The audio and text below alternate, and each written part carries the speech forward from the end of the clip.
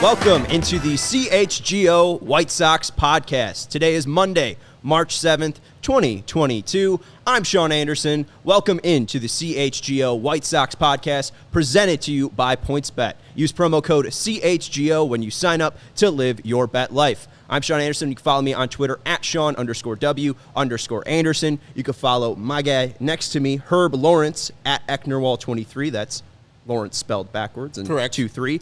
And then Vinnie, the man with the mustache, at Vinnie Duber. This is your White Sox CHGO beat. We're excited to talk to you in our second episode. Today, we'll be doing a little Tony La Russa retrospective on his first year back as the White Sox manager. We'll be talking a little bit about the 12 versus 14 team playoff format that the MLB and the MLBPA are currently discussing. And we'll talk a little bit about some awards. If any White Sox player in 2022 is going to win the Cy Young, who will that be? We got a lot of options. We'll discuss that here on CHGO. We're excited for you to be a part of allchgo.com. Thank you for being a part of it. If you want to follow us on Twitter, you can follow us at CHGO_sports and at CHGO_White Sox. Vinnie, Herb, you had your first weekend after we did our show. It was a lot of fun. On Friday, excited to be back here on Monday talking about Tony La Russa, which could be an interesting topic. Before we get into that, though, looking at the weekend, looking at what we've been building here at CHGO, we saw the kind of promo video that Ryan Green put together. How was the first weekend for you, Herb? Awesome. Just amazing. I knew when I signed up initially that this venture is going to be great, but every single day since has been even better. It's been a whirlwind. My head is still spinning from this whole CHGO experience. We haven't even played any games. We're still in a lockout, and I'm still, thrilled. The weekend was awesome. Went to the Wolves game. See? Wolves. There you go. Those guys are animals, and we checked them out on Saturday night versus the Texas Stars. Other than that, oh, yeah, they won. We left early because we have a dog. But other than that, we just chill at the house and enjoyed each other's company, my fiance and I, and then we have a little dog named Ziggy. There you go. You would think that the Wolves would be dog-friendly, kind of keeping in the whole canine family there, but... There's a lot of pyrotechnics there.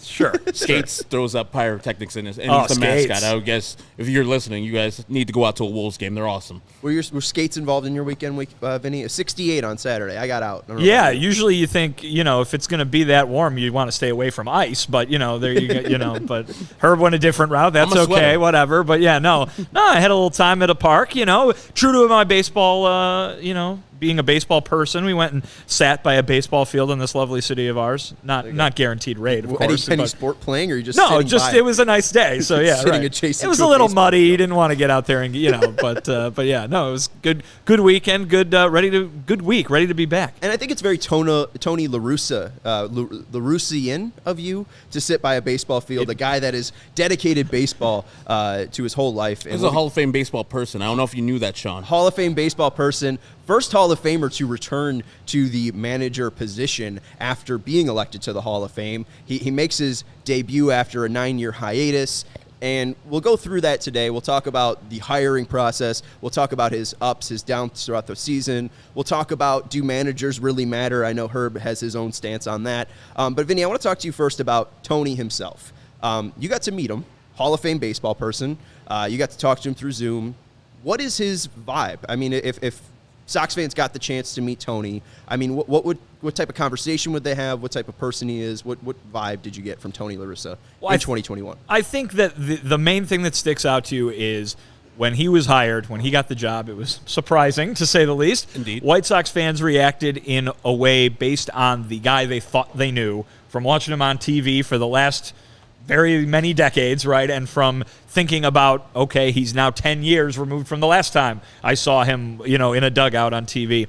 The thing that you got to remember about him is the thing I think every White Sox fan wants their manager to have. He wants to be there and he wants to win. Boy, does he want to win. He cares about nothing more than being the White Sox manager and letting the White Sox win games. That's what he wants more than anything. And I think when you talk about that being his biggest character trait, I think it's easy for him to win over a lot of White Sox fans that way. Obviously, I was interacting with him on a daily basis. White Sox fans didn't get to as much. Seeing him, propped up against the background with a Zoom camera pointed in front of him is not necessarily the most PR-friendly way to meet anybody, let alone, a face of your team kind of thing. But I think White Sox fans caught glimpses of it, whether it was, every time he was out on the field right away whenever Jose Abreu got hit with a pitch, or, the way he was palling around with Tim Anderson on a regular basis. I think the fears that White Sox fans had when he was hired were done away with pretty quickly, just because it was very apparent how much he loved that job and loves this team. And Herb, you were there doing it daily, live White Sox podcast when they made the decision to fire Rick Renteria. You got the Bob Nightingale rumors that Tony La Russa was in discussion to become the next manager, and then there was also the DUI that came up. You and Chris Tannehill discussed that while you were doing Locked On White Sox. What was your first reaction when he was named the manager of the Sox? Because obviously you were around too when he was there in '83. He was in your baseball life your entire life, and now he's coming back to the South Side. What was your four-letter word, starts with F, as I think I said at the beginning of that episode, Locked On Sox. And it wasn't because of Tony. I mean, some of it was because of Tony, because of the DUIs that came out eventually. But I was like, you're usurping your general manager's authority. That's what I felt of that move. Like, Rick Hahn had shown himself to be a guy who can build a team. And now it's time to put the cherry on top with A.J. Hinch or whoever they're going to get as manager. Ricky didn't work out necessarily, and you alluded to it. I don't necessarily think managers matter that much in wins and losses, but where they do is in the clubhouse.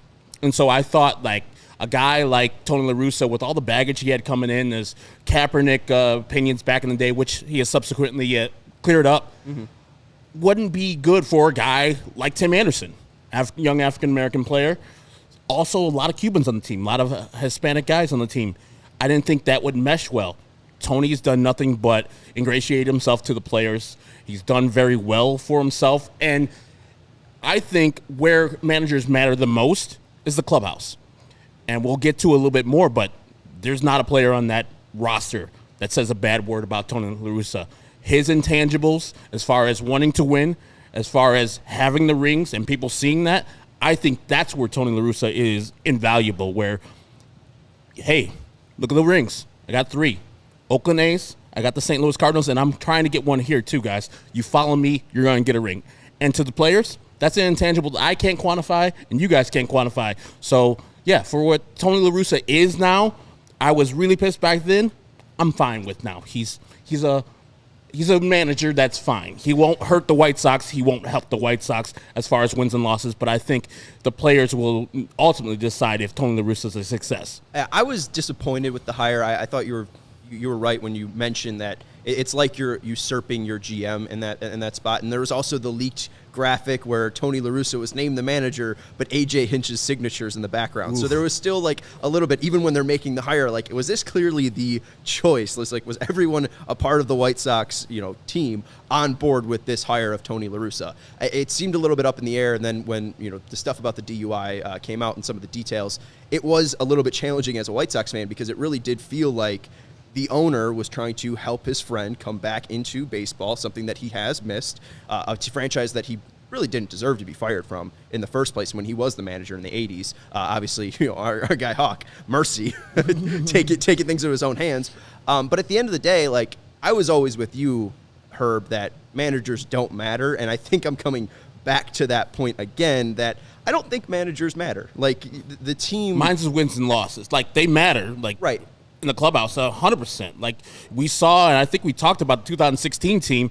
While I love Robin Ventura, and that's what the Hector Wall 2-3 is for, because I'm a Robin Ventura guy, he didn't have that clubhouse correct. Lots of outbursts by Chris Sale, lots of Drake LaRoche stuff. Right. Now, you probably won't hear that with the Tony La Russa-led White Sox, because that is the job of the manager, to set the tone, make sure nonsense doesn't fester itself. And, two, like, I thought...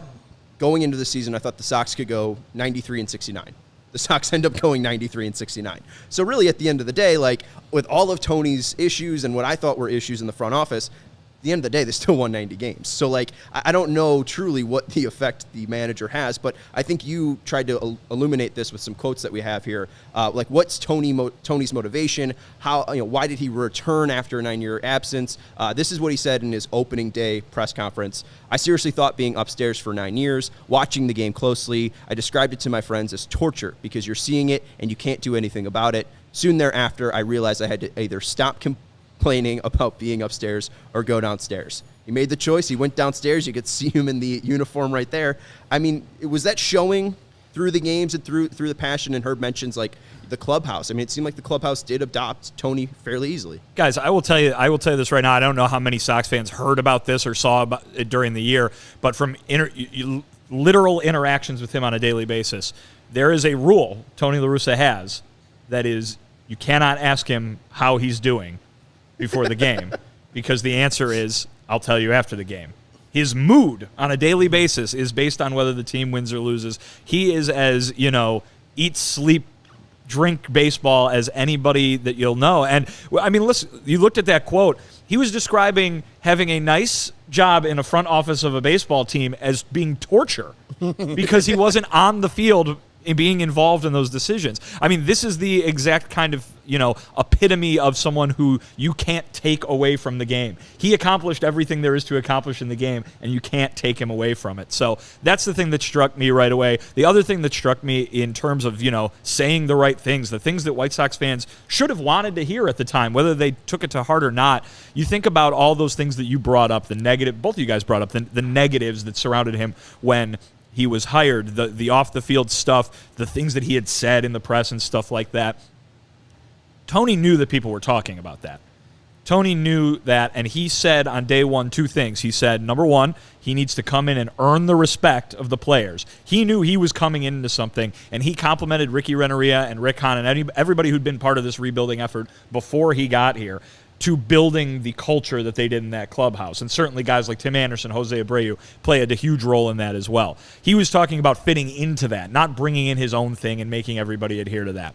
Number 2, he took all those concerns that all the fans had, that everybody outside had, and said, I know people have questions, and it's my job to answer them. Mm-hmm. And it's my job to win their respect as well. And so, listen, in terms of saying all the right things, I think he did from the outset. I think he has from the outset. And you talk about the players and the way they reacted to him.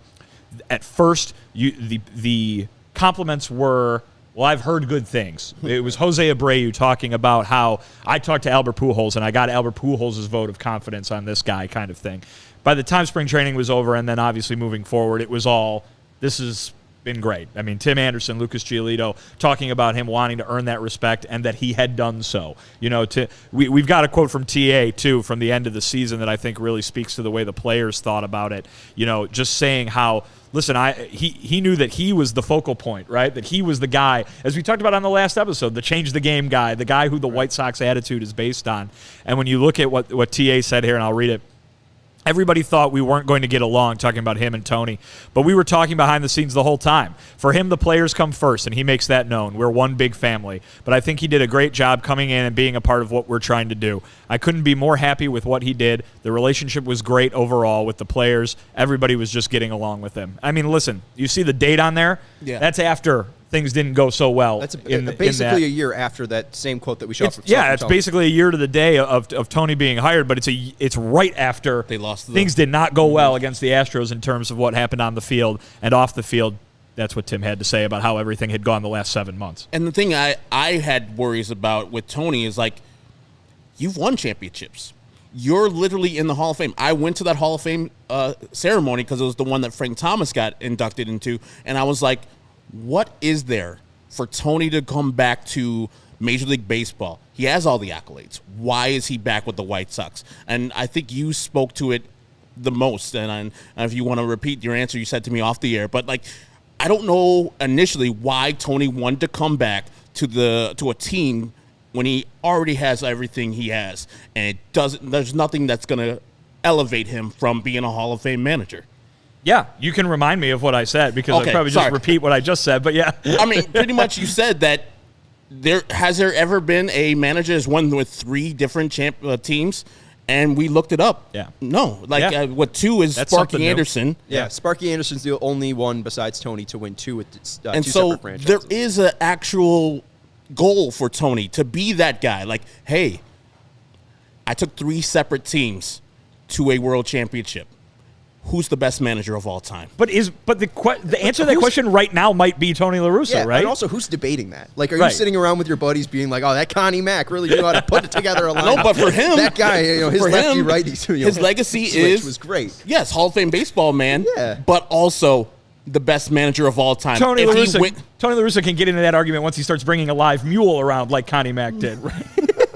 Well, I think too, like maybe Tony's going for ultimate baseball czar or ultimate baseball Hall of Fame person. Like maybe he's trying to be the epitome of I know baseball. we don't Like, I don't know. necessarily jibe with Theo Epstein, but when we think of one of the greatest GMs of all time, he won and broke the streak in Boston. He won and broke the streak with the Cubs. Mm-hmm. I think he's in the conversation. I think Tony wants those type of accolades, which anybody would want that for their legacy. I wonder too just how much it is personal. I mean, you mentioned 9 years of torture. I mean, maybe that's just something too. Like he wants to get out of that torturous relationship. Maybe it is just baseball. And also there is the personal relationship that him and Jerry do have. Sure. So, I mean, part of it could be that, those two teaming together. I don't know if there's any mention of Jerry, Tony made throughout the year, but. Well, listen, I mean, you can't doubt the fact that, you're probably more likely to do something if your best friend or one of your best friends says you can do it for them. But I think the thing that he kept bringing up was think of the opportunity, right? If you are going to be a guy who wants to add even another ring, even if you got a whole bunch, if you want to add another one, walking into this with the White Sox is not a bad way to go about doing that. And I think that's what he did mention several times is like, listen, I couldn't necessarily get away from being in the dugout and being down on the field. Mm-hmm. And now I get to do that again with a really good roster that might win a couple World Series here coming up. So, I mean, I think there were multiple draws, and I think that certainly has to be one of them. And I think the torture is because he was like the Diamondbacks guy or the Angels guy. So the teams weren't particularly great that he Red was. Sox. Yeah, but he gets to. The Red Sox. Oh, he yeah, was I forgot with about that. He was with Boston when they won the World Series in 2018. He was part of their front office, and then not only that, being with the Angels. You got to watch Mike Trout and Shohei Ohtani every day, so that's pretty good too. That's decent. That's all right. And Zach is right. Your guy Zach too Zach Byrne, big Locked On Sox fan, mentioning that his favorite Tony moment was the Field of Dreams game when he referred to it as the corn game, which is a great soundbite. Also, I think Herb's favorite memory is when Tony was running onto the field. Herb saving the day. One of the many times that Abreu got. There it is. That's what Herb pictures himself. Whenever Tony's making a mistake, Herb's rushing in to save the day because managers don't matter. Or that's when I'm. That's what you're doing whenever Jose gets hit. Oh my goodness! And pushing catchers and such. Yeah. I mean, the man ingratiated himself to the team, and we already know what Jose Abreu means to this team. That quickly, Tony was like, "Hey man, you gonna mess with my player? Throw a ball high, head high." I'm not going to be standing for that. And that was the solidifying moment for, I think, most White Sox fans that Tony's our guy. Even though that was hilarious, that running gif of Tony just, trucking along and pushing catchers, that's what solidified. Those are the type of things that people wanted to see. It's like, are you here just for the accolades? Are you actually a White Sox? Well, and I wonder, too, like, especially early on in the season, after 29 games, they're 2.5 back in the AL Central. They're 16-13. Their record says they should be, 3 games better. How does this team respond? And after that game where Liam Hendricks is on third base in Cincinnati, they lose in extra innings. That's after the nightmare series, I believe, in New York, where, Andrew Vaughn hits that home run on Saturday or Sunday to tie the game up, and then you leave in, I think it was Bummer, you load the bases, and then you bring Hendricks against Judge with the bases loaded, and he gives up a walk in 6 pitches. Like, I didn't really love his bullpen usage early on in the season, and then some of the rule discrepancies we had. But it showed, especially going into the All-Star break, this team responded. They won, I think, 7 straight after that KC mishap with Liam Hendricks on third base, and then they went 38-22 going into the All-Star break. So I think one thing that Tony at least showed in this team was this team has great fight. The clubhouse together, the community that they have really can pull together, and it does seem like he was able to just slide himself completely into that role, which is, as a guy who was so anti-La Russa before this season or before the 2021 season, now I don't really care. Now I think that this team, this 2022 Sox, can win with or without Tony. I think they can win despite the manager or in spite of the manager. Well, I think that, in a way, is him winning you over. You know what I mean? Like, I think we'll put the things that you mentioned, things not going well in the early going, a lot of bullpen, blow-ups, regardless of whose fault they were. The one that sticks out to me that definitely was his fault, and he'll tell you, was leaving Matt Foster and to get crushed in Seattle. Yeah. But, that kind of things. And even the Cincinnati thing, which is kind of a fluke deal, but you gotta know the role. We don't have to do that nonsense anymore. It was made to look even worse by James reading him the rule book on the on the post game Zoom and everything. My guy James, but I think the point being is that those things played into the feelings that people already had. Those things weren't happening in a vacuum, and so those early season, if you want to call them screw ups, that's or you want to just call them things that happened that didn't go right. It played into everybody going, well, I already feel this way about this guy. This is reaffirming my opinion. And then as time goes along,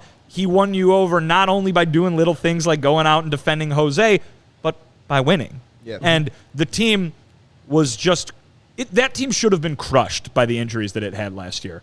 It had 4 month-long or more injuries to 4 of its starting position players. 2 of them, their 2 of the best players on the team, wiped out for the summer at the same time. That team should have been crushed by those injuries. The fact that they not only weren't, but won the division by more than 10 games. I mean, Tony gets some credit for that, I think. And I tend to agree that the players play the game. The players are the ones who decide what's going on. Get a hit, that's how you win a game. Get an out, that's how you win a game. The manager can basically set the lineup and let it happen. I tend to agree with you guys on that point. But I think the fact that they won the way they did and stayed together the way they did with all those injuries last year is a credit to Tony as well as to Tim and Jose and Rick and everybody else involved, because they built a good team and they built a good culture to go along with a guy who knew how to steer a ship through something like that, because he's been through all of this stuff before. And I want to speak to the point of what you're saying. I was very anti-Tony after the whole you're mean, 3-0 swinging, for sure. Take the pitch, whatever, saga. I thought, you could see a precipitous drop from Yermin to Mercedes from that point on. But it was actually a little earlier. Since the month of May started, he wasn't the Yerminator as we started to see at the beginning of the season. So I thought that Tony handled that situation poorly, but I don't think that Yermin Mercedes was affected negatively by that in particular. So, yes, he did a lot with people who weren't there. I mean, remember, we didn't have Adam Engel, like a guy who can step in to give you a solid right field or a solid left field when Eloy goes out, or center field when Luis Robert goes out. But this team stayed together. They didn't argue. They didn't fight. They were unified. Even though White Sox fans and the White Sox Twitter was fighting with each other, the White Sox themselves were unified as a whole. Yeah, and the one thing, too, before as we wrap this up, I think it's going to be interesting, too, to see how he manages a non-162 season, because we did see very old-school styles of letting your pitchers go deep. Sox, I think, pitched the 4th most. Their starters pitched the 4th most innings. He used his bullpen very traditionally, second lowest amount of innings pitched for their bullpen. Used it in a very traditional sense. So, some of that has a lot to do with the fact that the starters were very, very good. That's true. I mean, you had 4 good starters, absolutely. But you're not going to see the starter or the opener from Tony La Russa. You're going to see Liam Hendricks used in more of a traditional role. But overall, I think that I'd just like to see probably more involvement from the bench coaches. I don't know if we know a lot about what like Shelly Duncan does, Miguel Cairo does. I don't really know. Miguel Cairo wins corn games. That's what Miguel Cairo does. I would like to see a little bit more of like what are the roles? How are Miguel Cairo and Shelly Duncan and those guys like helping out the team? Because we obviously know like Katz, Minichino, and La Russa, they seem to be more involved. But as a bench coach and as analytics, which Shelly Duncan does, like how are they helping La Russa, set a lineup? How are they helping him use the right, players in the right situations, especially analytically? I think that's going to be an interesting, year 2 storyline for Tony La Russa. But I think all in all, it's just if you win, you're going to ingratiate yourself to the fans. Got to take a break real quick, and we're going to talk about the best way to talk and support CHGO is to download the PointsBet app and use code CHGO when you sign up. If you make a $50 or more first-time deposit, you'll receive a free CHGO membership, which unlocks all of our web content, and you'll even get a free shirt of your choice from the CHGO locker. Since you're watching the CHGO White Sox podcast presented by PointsBet, you can go and get a free White Sox shirt. Vinny's got an article coming up. It's out right now, I believe. It was already published before we went on this show about Lucas Giolito and getting an extension done, how the lockout affects that. Becoming a member can get you access to Vinny's great written content. If you have any questions about setting up an account, you can reach out at PointsBet at allchgo.com, and we will help you. Remember, PointsBet is your home for live in-game betting with their new live same-game parlay only with PointsBet. Combine your favorite bets anytime during the game. You can even boost your live same-game parlays through PointsBet, and online sign-up is now available in Illinois. You can download the PointsBet app right now and register from start to finish, all from your phone. Again, use code CHGO to get 2 risk-free bets up to $2,000, and if you make a deposit of $50 or more using CHGO, you'll receive a free CHGO membership. So what are you waiting for? Once the game starts, don't just bet. Live your bet life with PointsBet. Gambling problem? Call 1-800-522-4700. Cody told me earlier it's 1-800-GAMBLER, I think. So that we can just, instead of me saying 47,000 like I did on Friday, we can just go 1-800-GAMBLER. And then finally, we talked about CHGO, but we're right now bringing you the CHGO podcast. We're bringing you the CHGO White Sox live show presented by PointsBet. We'll do that every single day, your team every single day here on CHGO. We also have post-game shows tonight, Bulls and 76ers. Matt Peck, Big Dave, and our guy Will Gottlieb will be on the CHGO post-game show for the Bulls and Sixers tonight. We talked about the premium written content that you can get from Vinnie, talking about Lucas Giolito's extension. That is all at allchgo.com. Come be a member, and you could talk to Herb, me, and Vinnie in our Discord, too. We got the CHGO Lounge, which is fun to hang out with. But let's move into the next topic. We're talking about the playoff format. Right now, the Union, the MLBPA, and the MLB are discussing 12-team versus 4-team. There's a ghost win involved.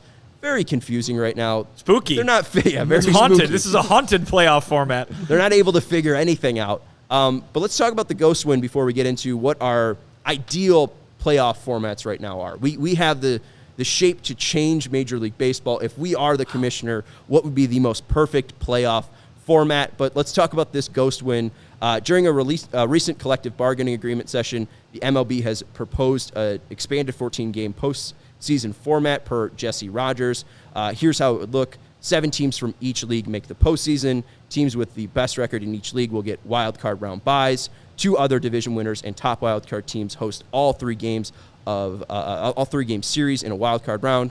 2 other division winners get to pick their wild card round opponents from 3 other wild card teams, and then 3 series winners and teams with a bye advance to a divisional round. And then the ghost win, which is this is all confusing. The Union proposed a ghost win if they went to a 12-team format and floated the same idea in the 14-team plan, in which in a 2 of 3 wild card round, the 2 division winners would start with a 1-game advantage. So basically, to clear it all up, good luck. In the 14-team plan, division winners, 2 division winners, will get a 1-round advantage. So let's say the Sox win the AL Central. They take on one of the wildcard teams being the Angels. The Sox would play at home and start the round up 1-0. Do we like this best gimmick? of 5? They've got the or best of 3. It's a best of 3. You know, know, they've got 2 out of 3 wild card. They've got the ghost round. win, the They have the Swayze ghost win, if you will. The Swayze win goes to the division champion. So the Sox win the AL Central. They pick to choose whatever wild card team. Let's say the Angels. Sox versus Angel at Guaranteed Rate Field. The Sox are up 1-0. Just have to win one game, idea? and they just have to win one game, next. and they advance. No. Do you like that gimmick? No, that's dumb. That's really, really dumb. Like, you play that whole season, and you scratch and claw. And the Angels, I mean, you already got home field advantage. Isn't that the advantage? Exactly. Why do you need to be given a win? Exactly. Like, I know baseball has this resistance towards going into November. Just play the series. Like, if we're going to play more expanded playoffs, expand the playoffs into November. I don't care. Let's play it. But a ghost win is gimmicky. It's like What are we doing here? We're Also, the national pastime. What are we doing? Giving people wins. The Dash Law wants to give credit to Vinny's Swayze win. The which Swayze I think win. We're going to call it from now on. There you go. The Swayze win. The Swayze win. I love, too, that the whole point of expanded playoffs is so there's more baseball, and then the incentive for the teams is that they get to play less baseball. Yeah. Like, I don't Just understand secretively why. get rid of a game. Like, maybe this is the players saying something dumb just so it could be out there in the pantheon and hold on to that as their trump card behind them. It's like, okay, we'll get rid of the ghost win. Here's the 12 gamer.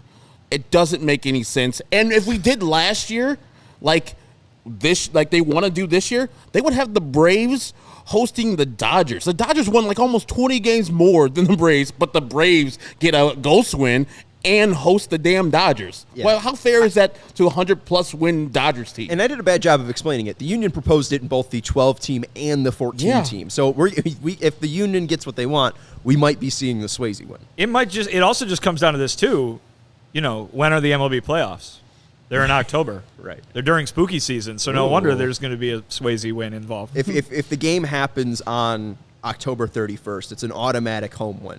That's the Swayze ghost win. That's the new That's rule. the World Series, though. Does the Swayze win extend to the World Series? Yes, game one. You don't have to play it. The home team just wins automatically. I mean, because I know that's if you win the All-Star game. Because I know us as White Sox fans, if we happen to get caught up by the Tigers or the Guardians. Oh, are we doing this now? Yeah. You caught yourself saying the old nickname? We have a thing where at the end of the year, Guardian jar? Yeah. We have a Guardian. swear jar for people saying the old Cleveland team name. Or pausing before you say the Guardians. So if the Guardians catch us, I got to donate, like, $1? Yeah, and at we'll the do end of the $1. year, we'll give it to a charity.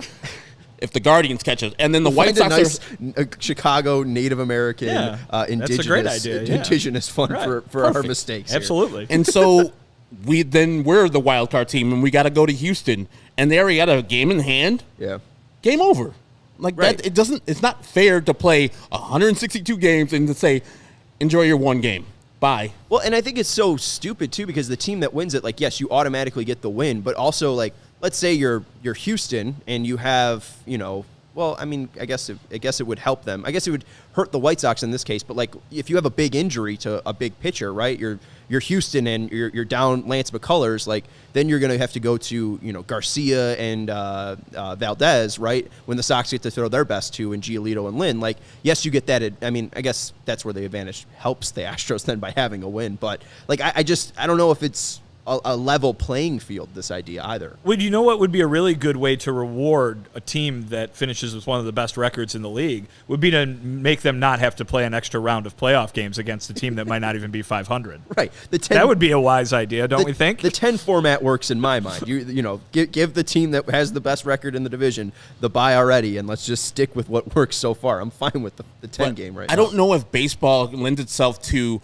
having buys. Like, so if the White Sox have the best record in the American League, having, 5-6 days off in between you playing your last game of the regular season until you start the next round, I don't know if that's good. You get some rest if you have a pitcher that pitched the last game of the series and you want to have him start the first game, cool. But if you're off for a week, you might get rust. Rest versus rust argument can be put in there, but I'm not liking any of these playoff scenarios. I'm an old traditionalist. I know either one of them things are going to come up, so me arguing it is fruitless. But I got to let my people out there know, baseball, that ghost win is dumb. Don't do it. I'm an old man yelling at a cloud because I'm the oldest person here. Yelling at a ghost. Yes. Yelling at Swayze. Rest in peace, man. You're awesome.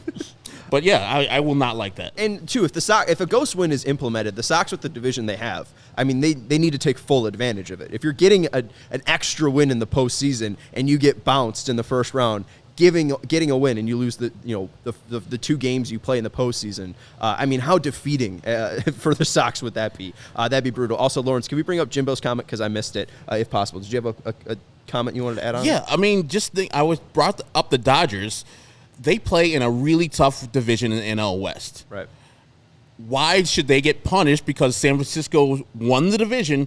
Now they have to go on the road. And on the other hand, like, why are we still doing division things? Like, if we're going to go to these things, we need to do a balanced schedule because not all things are equal. The White Sox get to play the Kansas City Royals, the Minnesota Twins, the Guardians, and the Tigers, while the Rays have to play in the tough AL East. You know, these things are not equal. Why should division winner, because you have these arcane rules, be rewarded for playing in this garbage division while another good team is not? Again, if the Sox get the same advantage, they need to take advantage of all those advantages that they're going to be getting, especially playing in a weaker division. Jimbo says expanding MLB playoffs makes sense financially for league/owners, but makes longer regular season into pro sports even more irrelevant.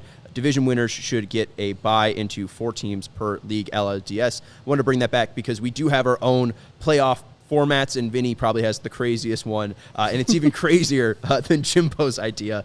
So, Vinnie, why don't you unleash your take about the playoffs on the people? Well, I agree with all these points being made. Herb, I agree with the points. There's no reason to have divisions. There aren't. I mean, the only thing about them that is good in my mind is rivalries. And if you are a Boston Red Sox fan, you want to see the Red Sox play the Yankees as much as possible because you hate them and you want to see your team beat them as much as possible. I don't know if the White Sox have a rival like that that fans want to see them play. It seems like White Sox fans always want Guardians, to. of course. Not Minnesota? I hate the Twins. That's me. But my point being is that aren't all the teams in the AL Central that the White Sox play to fans like annoying? Yes. Like they don't want to play them because the only bad things can happen. No matter what, if the White Sox are good or bad, indifferent, the Kansas City Royals are always going to battle the White Sox. That's what I mean. And so whatever closer they have is going to have a sub-1 ERA. I mean, Scott Barlow already dominates the Sox as is. So absolutely. But yeah, so and I would even send it a step further. I'd say, why do you need leagues?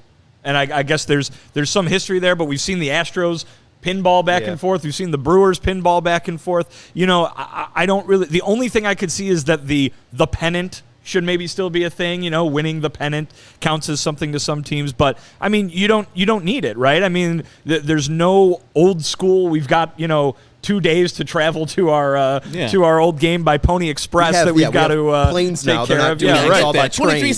schedule. Exactly. So get rid of the divisions, get rid of the leagues. Everybody plays a balanced schedule, and at the end of the year, take the 4 best teams, 2 LCSs, winners play in the World Series, done. And something we noticed, Herb, with this was like if we went back, I think we went all the way back to 2010.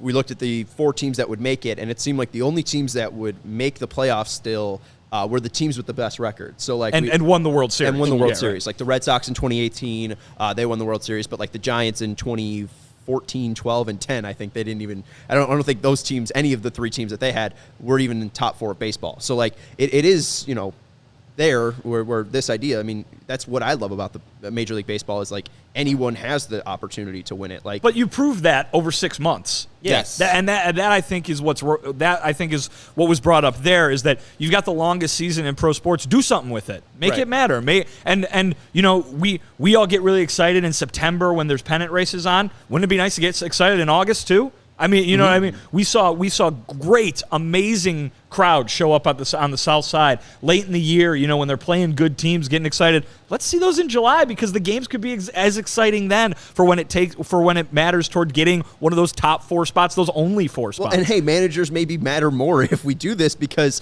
I mean, you look back at that Cincinnati game, you could give the excuse like, hey, the Sox only had 2 hits in that game. They went to extra innings, but my whole thing is a manager has to put your team in the best position to win. I don't think Tony did it in that game. That if the stakes are higher, you only have 4 playoff teams, that's where your idea of managers not mattering could change that entire position in general. I mean, the entire position of the manager would become much more important if games become more important and that crucial all the way down to, 1 or 2 between the 5th team in MLB and the 4th team in MLB.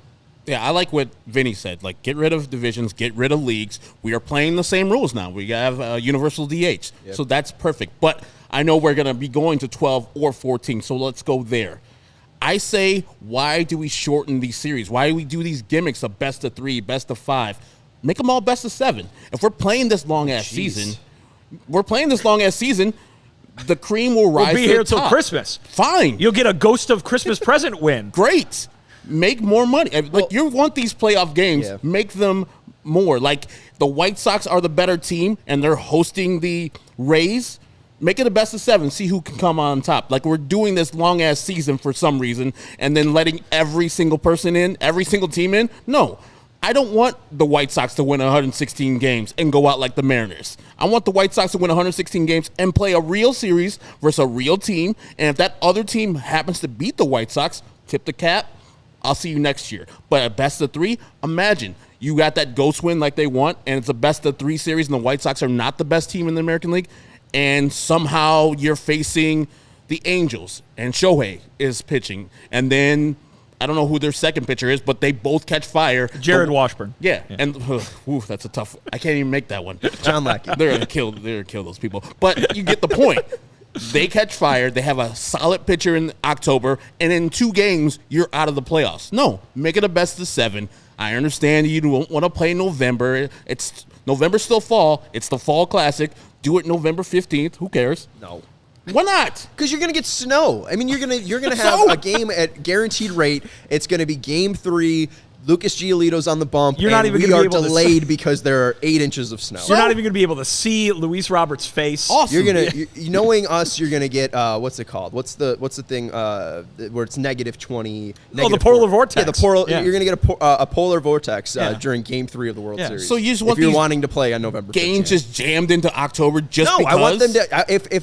I want them to keep it at 10. Keep it at 10. I'm That's not gonna fine happen. with 2 wild card teams. They play the best division winner. That makes sense. And then have the like we saw last year. The 2 and 3 division winners, the Astros and Sox. They play up against each other. I think that makes the most sense just with the way that this is currently set up. I think you go to 12 teams, that's too much. I think 14 is way too much. And then, like Jimbo was saying, it only benefits the owners because you're getting more games. And I don't really love 162 as it is. I'd love if they shorten the season. I mean, that's 60 games in 2020, even though I think it's a Mickey Mouse season. I think keep on saying that's that. how You hate baseball Jose should Abreu, be. and you don't recognize his MVP championship in 2020. You keep on looking at the Dodgers suspectly. You're like, ugh, no, that's not a thing.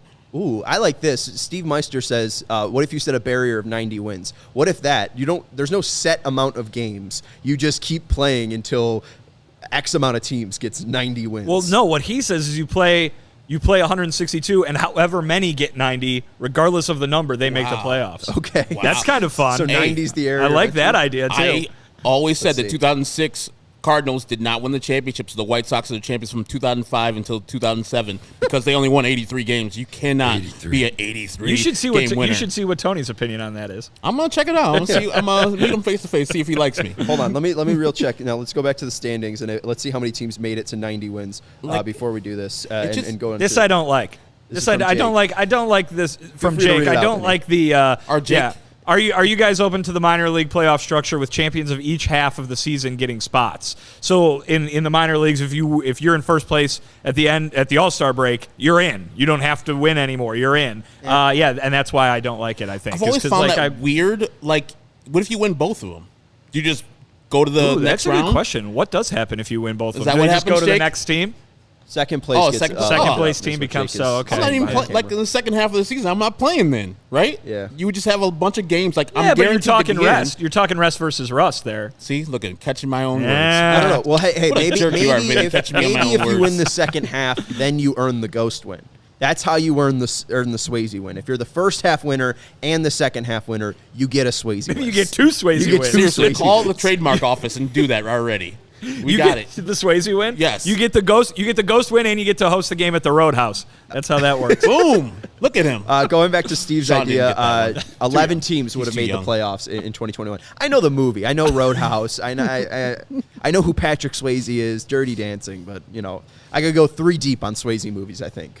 Which White Sox? Roadhouse, Yeah. Ghost, Yeah. and then Dancing in Yeah. Dirty Dirty Dancing. I was Dancing. going to say Dancing in the Dark. Dancing with Wolves. That's a Dancing different. with That's a Wolves. different person. The baseball guy. I recommend The Outsiders. Oh, I know that one too. Okay. But I think of that as a Ralph Macchio movie. Stop it. What? Stop it. Stay golden, Pony Boy. 11 teams would have made the playoffs in 2021 if the 90 wins was the entry. That would have been the Mariners. That would have been the Cardinals, Blue Jays, Yankees, Red Sox, White Sox, Astros, Brewers, Rays, Dodgers, Giants.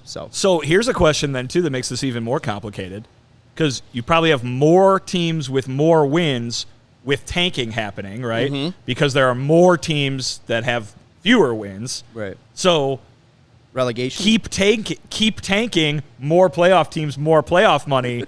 The players are never going to win this argument. We could also do this too. If you hit 100 losses, then you get relegated to the minor leagues. You have to go play the Pacific Coast League. Say goodbye to the Pirates, Rangers, Orioles, and Diamondbacks. Nice knowing you guys. Wow. The Charlotte Knights have a Major League Stadium in Charlotte. Major League Stadium, and I mean, just imagine like putting Major League players in that park. I mean, you'd probably get like 10 home runs a game. But then do the White Sox then not have access to Jake Berger? Because Jake Berger's now in the majors with Charlotte. Too. Yeah, Tommy Viola, the guy who runs, I think, the PR for the Knights, is going to be the new owner of the Charlotte Knights. He's the GM. And GM, too.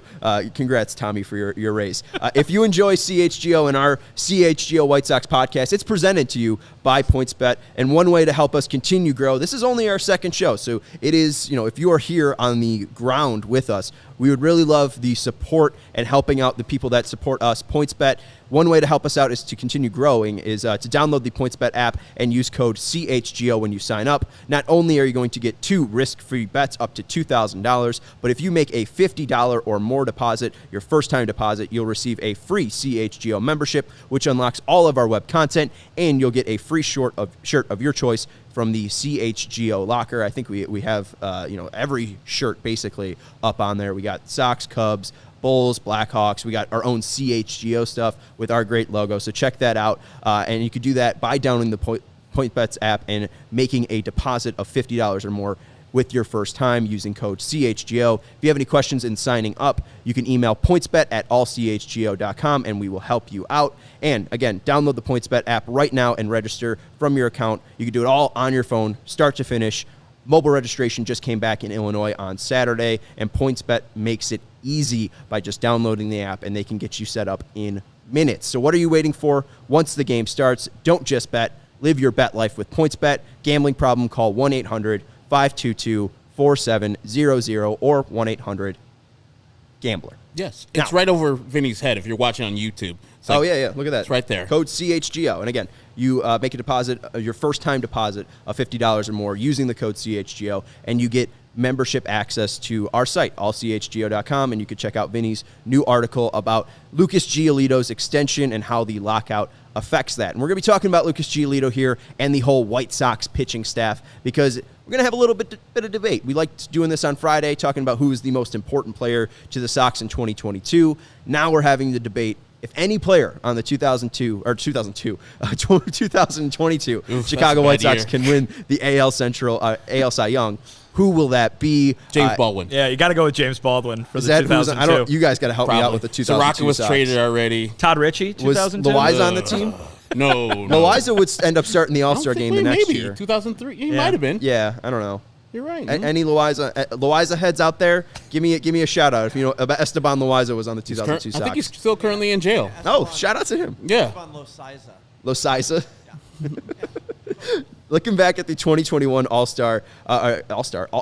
Cy Young finish, the Sox, they had a third place finisher in Lance Lynn, 5th place finisher in Carlos Rodon, 8th place finisher in Liam Hendricks, and then tied for 11th, the man you just wrote about, Lucas Giolito. So if we're talking about Cy Young in 2022, who has the best shot on the Chicago White Sox? Vinny, you wrote about Lucas Giolito. Is it Giolito in your mind? I think I'd have to go with Lucas, but I'll say this. This is very tough. You could go a number of different ways. The guy you didn't mention was the guy who led the team in strikeouts. That's Dylan Cease. And I think we've already talked about him on this show last week. I mean, such high hopes for him coming up.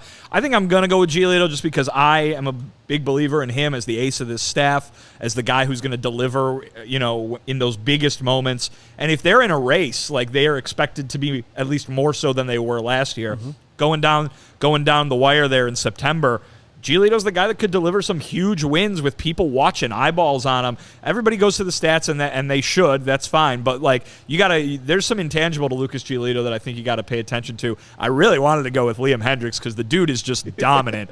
But before the show, we looked at the relievers to win the Cy Young, and they are few and far between. Yeah, I think there's 4 in total. Steve Bedrosian, I wonder if I can get this up. Yes. The Tiger guy, Willie Rodriguez. Willie Hernandez, I believe. Willie Hernandez. Eck won it, and then Eric Gagne won it. Eric Gagne was the most recent in 2003, Did right? he have help, though? He had help from the juice. Allegedly. I also think Raleigh Fingers had one, too, in 1982. I could be wrong about that. But just to pull up 1982, because you mentioned Liam Hendricks, I don't think it's too much of a far shot. In 1982, they had the NFL strike season, or strike season. And the MVP that year was Mark Mosley, the kicker for the Washington team. And in a shortened season, you never know what hilarity can ensue. If Liam Hendricks saves every White Sox win, I mean, there could be an argument that he could be the most valuable player or most valuable pitcher, at least for the Cy Young case. I mean, we don't know how long the lockout's going to end. I mean, some of these bet sites have, July or June being the start. You get another 60 or 100 game season and Liam Hendricks gets 30 wins against the AL Central. I mean, you're looking at a possible AL Cy Young. I will say this. I think to answer the question, I think Lucas Giolito has the best chance of winning it just because he's a starter. I think Liam Hendricks is the most dominant pitcher on the team. That's fair, yeah. And to answer the question, you just had my answer right there. Imagine if Lucas Giolito is Lucas Giolito. The same thing with Lance Lynn and the same thing with Dylan Cease. You have 3 dominant starters on one team. They probably cancel each other out.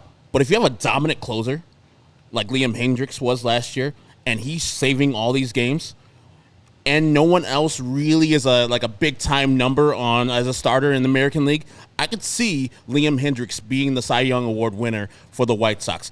Now, the best stuff, bar none, is Dylan Cease. And you could see his confidence growing every single year. From when he came in to now, the guy has electric stuff. He puts it all together and doesn't have those innings where it falls off the table and he's thinking about, okay, my fastball got hit 97 miles per hour by Shohei Ohtani. Hey, Shohei Ohtani is going to hit a lot of people's fastball for 97 miles per hour, so don't worry about that. And I think he's got the confidence to become the next level pitcher. So if I was going to go with a guy and put money on it, on PointsBet, of course, I would say Dylan Cease. And Stephen B. Smith should be saying best pitcher in baseball from Chimbo Makovlich. I'm going to give a shout out at the Polish name. Let me know. On Kazimierz Pulaski Day, you just butchered that name. Is it? Yes. Well, yes. Mahovlich. Well, he's not Kazimierz Pulaski, but he's Polish. Isn't that? How would you say that? Mahovlich? Yeah, you said it wrong. I don't know. Jimbo, anyways, tell if he's saying her name wrong. Shout out we need to a Jimbo. We need a phonetic spelling on the Chicago, screen. nonetheless. Yeah. I'm Irish. I don't care. Whoa, hey, wow. Whoa, hey. It's my month here. Hey. Pause the brakes there. Eh? I loved what you brought up about with the White Sox having a lot of starters, though, that can be competing for this, because I'm brought back to 2015. The Dodgers had Greinke and Kershaw. Greinke got 10 first-place votes. Kershaw got 3 of them. They split the vote there. Arrieta got 17. He ended up winning it. And then in 2016, kind of same thing happened with the Cubs. You had Max Scherzer win it. He had 25 first-place votes, but second and third was Hendricks and Lester. Those two guys fighting. And it might be difficult if the Sox do have, again, just like we saw last year, 3 great starters in Cease, Giolito, and Lynn.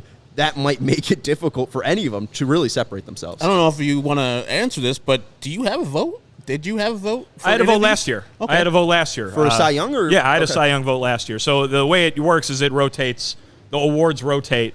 But yeah, last year I had a Cy Young vote. Do you know what award you're voting on this year? I do not. I do not. That usually comes in once the season gets going. Do you remember your 1 through 5? My 1 through 5 was almost exactly how it turned out. Okay. I had Robbie Ray first. I had Garrett Cole second, Lance Lynn third, Rodon. He finished Rodon was one of those two. And then, I did have Rodon fifth because the only thing I missed in the final results, I had Frankie Montas fourth. And I believe Nathan Eovaldi finished fourth, maybe. I have to go back and look. I can't find it right now. I think that's fair. I had Rodon. I picked him in July. It was like plus 250 on a sports book. I thought that, or plus 2,500 on a sports book. I thought that he had a good shot. If I'm picking any player on this team, I think you got to go away from Kopech just because he won't have the volume. I mean, it's really a big question. Will he even hit 150 innings? You have to have one hell of 150 innings for that to be your spot. Also, we don't know how long. That might change too with the lockout. But with Lynn, I think we saw that his fastball it works, but can it work over 162 to be dominant enough to be a Cy Young? That might be the best season we see from Lance Lynn last year in 2021. Giolito has that top-end potential, but I think he only can really put himself in Cy Young contention if that slider comes along. He's got those 1-2 great pitches and that fastball and changeup. His slider, he started using it more and more. It started getting better and better later on in the season. That's why he became more effective. But if he can do that over 162, I think that's probably the best shot for Giolito. But it's got to be Cease. I think you look at August to October, his run was dominant. He seemed so composed. I love the way that he started off against Houston in the postseason. I really do think that he's starting to put it all together. Mentally, physically, he's always had the stuff. I mean, he's got elite stuff. The only guys that have stuff like him is Corbin Burns, Julio Urias, and former disgraced Cy Young winner for the Cincinnati Reds and former Los Angeles Dodgers, former Cleveland pitcher, if you guys can catch Trevor Bauer. So, I mean, he's got elite fine? stuff. You said Cleveland pitcher? Yeah, oh no. He's not wrong. He's not wrong. No, he is a former Cleveland pitcher. No, Cleveland's right. I didn't hesitate on that one. So I just think that Cease, this 162, if he's able to show exactly what he saw from August to October, that's my guy. I think that he's got the best shot just because those strikeouts are going to be up there, and just also the pitching, the giftability of his stuff is disgusting, and I think it can spread like wildfire. So the guys that we all picked, none of us said the guy who almost won it last year. Yeah, we're not picking Lance Lynn. Jimbo says so if you're Mahalovic. So I was close. It's you were Croatian. pretty close, but My bad. it's Croatian. So my bad. Yeah. Not Polish. So you're saying that your top 5 would be Dylon. I would say, yeah, Dylon. Did you mention Dylon? And then Dylon after that. Too Limbo close to the says mic, that man. Kopech needs to develop a third pitch. Vinny and Herb, you guys saw Kopech last year. The biggest question is, can he even just get to volume? Can he get to 150 innings? But reputation-wise or repertoire-wise, what do we expect from Kopech? I think he has enough to be a starter, especially getting through 5 innings. I think he's got the stuff to do it. But third pitch-wise, changeup really isn't there yet, but he's got a nice fastball, a nice bender. What are your thoughts on the Kopech repertoire? I mean, hey, we'll see. I think the stuff is always the thing that lures you to believe in all the hype, right? I mean, the stuff is not the question. It's what you said. It's the lung. It's the durability. It's the, can he last throughout a game? Not just a game, but then the game 5 days after that, and the game 5 days after that. He hasn't been tested in that way yet, and that's no fault of his own. It just hasn't happened yet, and that's why it's such a big question mark, because you can point to the stuff and say what Lance Lynn said to us at the end of the season and say, oh, yeah, he's got the stuff to be one of the best pitchers in baseball. But he's got to be one of the pitchers in baseball first. And we saw even last year where, if you're looking at the results for Michael Kopech, most of the time they were pretty great. The second half, they were not always great. Yeah. I mean, it was a couple of games where things really went awry. But, yeah, I mean, even in the playoffs, you remember everybody was so much, where's Kopech? Kopech comes in and gives up runs. So, I mean, right. He is not he was not perfect in that relief role. He will not be perfect in a starter's role. He has the stuff to be great, but he's got to learn how to do it because he hasn't done it so far. I mean, sitting on his fastball is what teams do. If you can't throw something off, like a slider is not as fast as his fastball, but it's not too much of a difference to lay off of it. It's filthy. It's got great movement. So learning and going to Lucas Giolito and say, hey, man, that high changeup is filthy. It devastates hitters out here. Can I learn it? He's got big enough hands where his changeup should be filthy. It should be nasty. It just, feel, grip. You just need to do it a certain amount of times.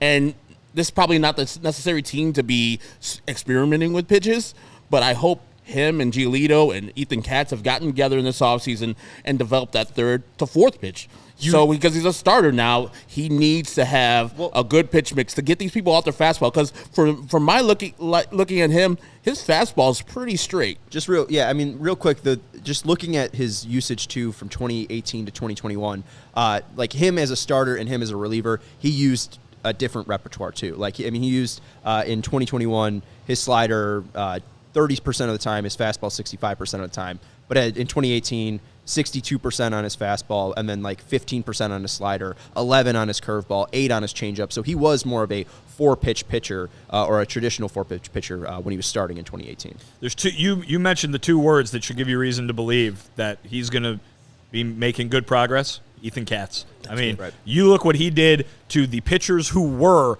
Dylan Cease and Carlos Rodon. Remember back a year ago what we all thought, or basically, admittedly, what we all had no idea Dylan Cease and Carlos Rodon were going to be, what they ended up being. Ethan Katz deserves a ton of credit for Two that. things. I also think Lance Lynn deserves a ton of credit. I remember early in April, too, Kopech, that was one of the things that he said. Like, Lance Lynn had that shutout at Guaranteed Rate Field, and he said, Lance just went after him and attacked people. And that was something that he started to do, and we started seeing, like, strikeout numbers climb and climb and climb for Kopech. C said the same thing after he had a rough start in April against Texas, that, he really started to need to attack more. He saw that from Kopech and Lynn, and them setting that example, I thought was really great. Lance Lynn coming in as a veteran, setting the example for these young guys, phenomenal. So Lance Lynn, even if he's not the Cy Young, he might be the most important pitcher just because of his experience. And then also, even though he's not on the roster, especially in a short season, if they bring back Carlos Rodon, that might be my pick. But he's not on the roster right now, so I don't want to be unfair and throw him out. Carlos Rodon, and I think most of the free agents who are out there will probably sign one-year prove-it deals when this resumes, because we talked about it on Friday's show. It's going to be a fast return to baseball, so you need to find a place for you to play, find if you're going to Arizona or Florida. And so, yes, a one-year deal for Carlos Rodon. It probably won't be $3 million like he signed for last year, but that's fine. They rejected the qualifying offer. I think is around, $18 million like that. That was smart on the White Sox. If Carlos can't find a spot, I'm sure that White Sox fans and the White Sox in general would love to have him back, especially if he's that guy who pitched mostly in the first half. Even that guy who pitched in the playoffs. It's the Houston Astros, and then ultimately he didn't work out for the White Sox. I thought he gave it his all and tried to ramp it up to 97, 98, and then ran out of bullets. So, yeah, a whole offseason of rest. Carlos Rodon coming back. Let's go. That's Herb Lawrence. You can follow him at Ecknerwall23. That's Lawrence, his last name spelled backward. That's Vinnie Duber. You can check out his new article, Lucas Giolito and an extension with the White Sox, how the lockout affects that, at allchgo.com. You can follow him on Twitter at Vinnie Duber. We're going to be talking about that topic tomorrow, so go read Vinnie's article. That's your homework. We'll talk about if the White Sox can extend their quote-unquote ace with the shortened lockout season. We'll talk about that tomorrow on the CHGO White Sox podcast. You can follow us on Twitter at CHGO_White Sox. You can follow CHGO at CHGO_ sports, and then you could follow PointsBet at PointsBet.io, and they are being brought up because they are the title sponsor of the CHGO White Sox podcast. CHGO White Sox podcast presented by PointsBet. We'll talk to you tomorrow. Live your bet life with PointsBet. We'll talk to you tomorrow about White Sox and a Lucas Giolito extension here on the CHGO White Sox podcast.